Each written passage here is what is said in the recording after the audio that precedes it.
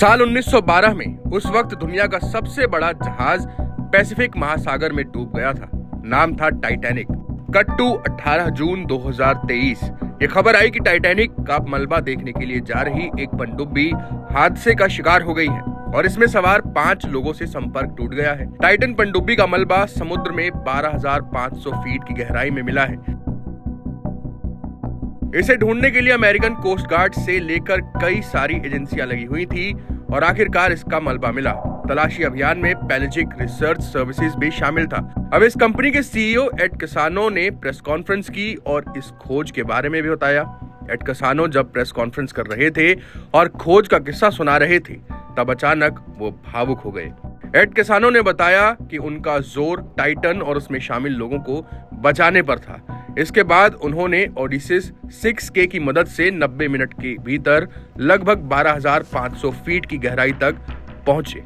हालांकि पहुंचने के बाद जैसे ही पनडुब्बी का मलबा उन्हें नजर आया, खोज करने वालों को उसमें सवार लोगों के जिंदा बचने की उम्मीद खत्म हो गई।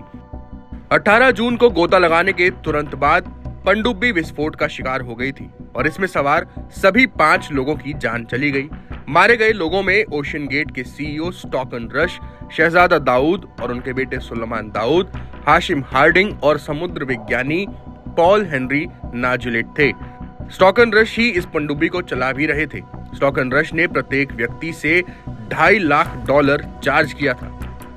तलाशी अभियान का नेतृत्व कर रहे यूएस कोस्ट गार्ड के रियर एडमिरल जॉन मॉगर ने कहा था कि पनडुब्बी भारी दबाव के कारण कैटास्ट्रोफिक इम्प्लोजन का शिकार हो गई।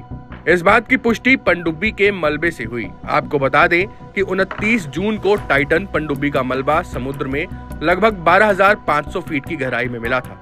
यह मलबा टाइटैनिक के मलबे से करीब 1,600 फीट की दूरी पर था। इस मलबे को कनाडा के सेंट जॉन्स बंदरगाह पर होराइजन आर्कटिक जहाज से लाया गया। इस मलबे की खोज के लिए कनाडाई जहाज होराइजन आर्कटिक की मदद भी ली गई।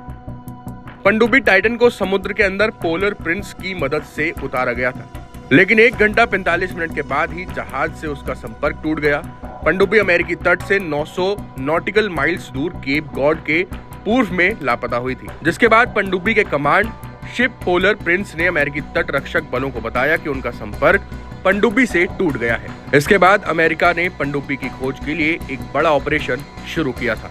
Times now Bharat digital originals की रिपोर्ट।